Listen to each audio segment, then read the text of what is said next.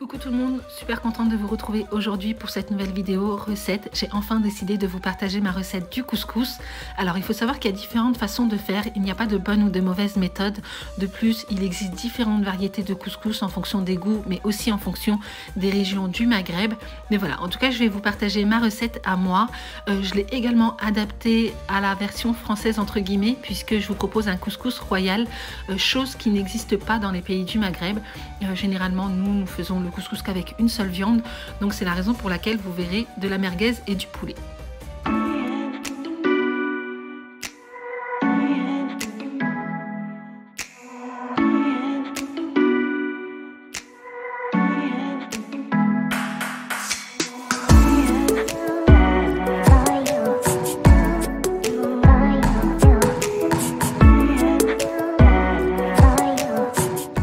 Allez, c'est parti. Pour les ustensiles, il vous faudra un couscoussier et un grand récipient pour travailler la semoule, de la viande, donc comme vous voulez, de la viande de mouton ou du poulet.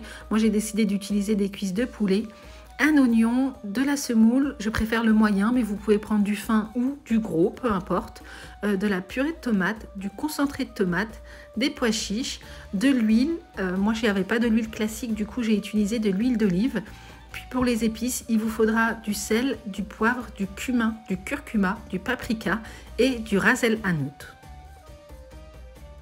Je commence donc par couper un oignon que je vais faire revenir avec un peu d'huile dans la casserole de mon couscoussier.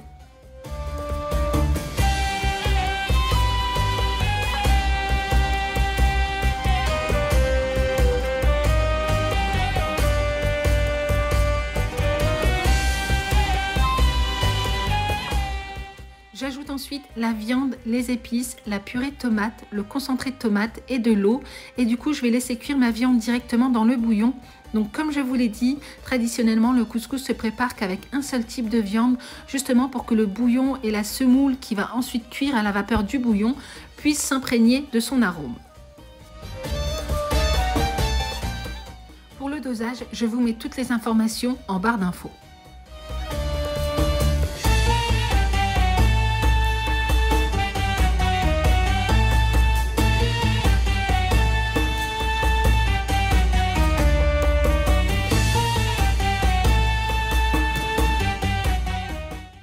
Je viens ensuite mélanger le tout, puis je vais laisser cuire à ébullition jusqu'à ce que la viande cuise.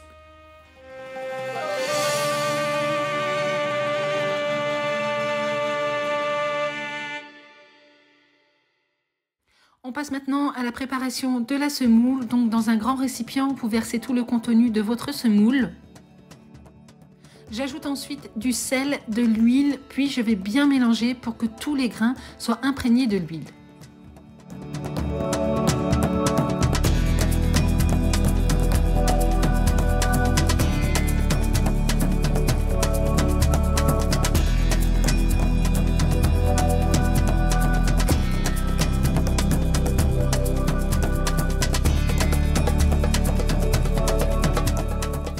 Je viens ensuite couvrir ma semoule d'eau tiède pour que les grains puissent gonfler un petit peu.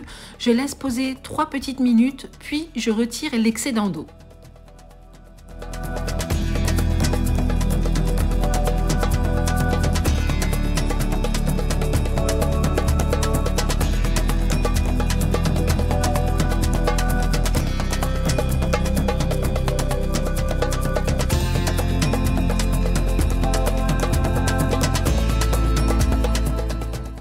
Après avoir retiré l'excédent d'eau, je vais simplement travailler la semoule en l'effritant entre mes doigts pour éviter les grumeaux. Je vérifie si ma viande est cuite et comme vous pouvez le constater, ce n'est pas encore le cas, donc je vais encore la laisser sur le feu. Après avoir laissé poser la semoule quelques instants, je vais continuer à l'effriter, donc toujours pour éviter les grumeaux. Ensuite, je viens couper des légumes, donc pour ma part, j'ai choisi des carottes, des navets et des courgettes.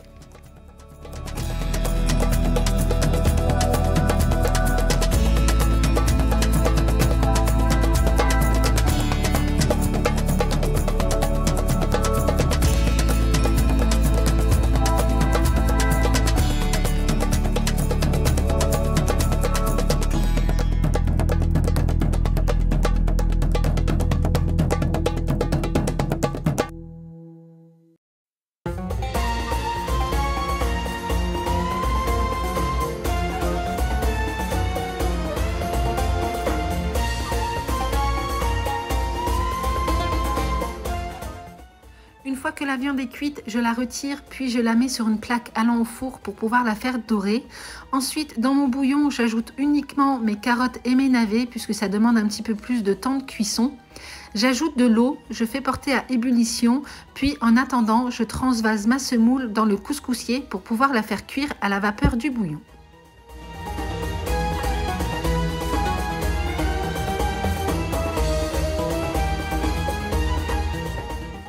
Je fais ensuite dorer mes cuisses de poulet au four, c'est simplement pour que le dessus puisse être croustillant.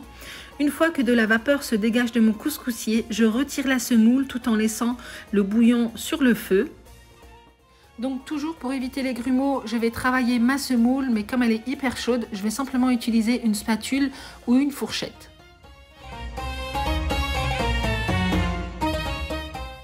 J'ajoute un demi-verre d'eau tiède, puis je continue à travailler la semoule.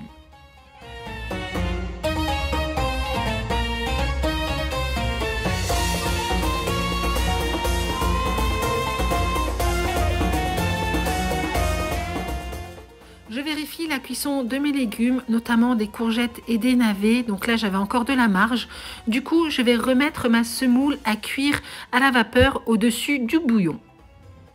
Et donc là, même procédé que tout à l'heure, une fois qu'il y a de la vapeur qui sort, je la retire, je la mets dans mon récipient. Je vais la travailler légèrement, voilà, pour éviter les grumeaux. Puis dernière étape pour la semoule, je vais simplement ajouter du beurre et mélanger le tout. Entre temps, dans le bouillon, j'ai ajouté les courgettes. Donc je suis désolée, je ne vous ai pas filmé cette étape, mais j'ai pas dû allumer ma caméra à ce moment-là. Je retire mon poulet du four, j'y mets mes merguez. Alors moi, je préfère une cuisson au four pour les merguez pour éviter toute mauvaise odeur dans la maison. Et voilà, une fois que mes légumes sont cuits, j'arrête le feu, puis il n'y a plus qu'à servir.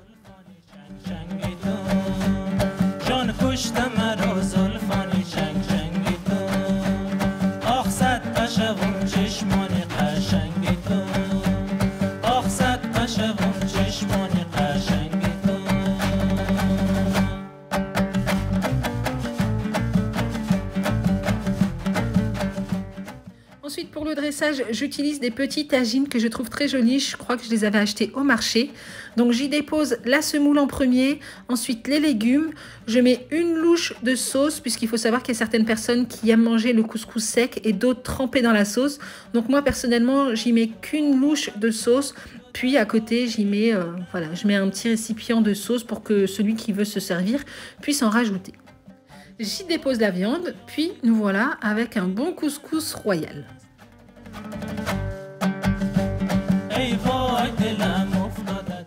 Et bien voilà les amis, en ce qui concerne ma recette du couscous royal.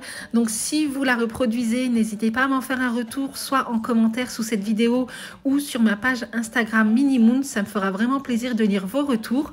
Donc si cette vidéo vous a plu, n'hésitez pas à la liker, n'hésitez pas à vous abonner si ce n'est pas encore fait. Et donc en attendant une prochaine, prenez soin de vous et moi je vous fais d'énormes bisous.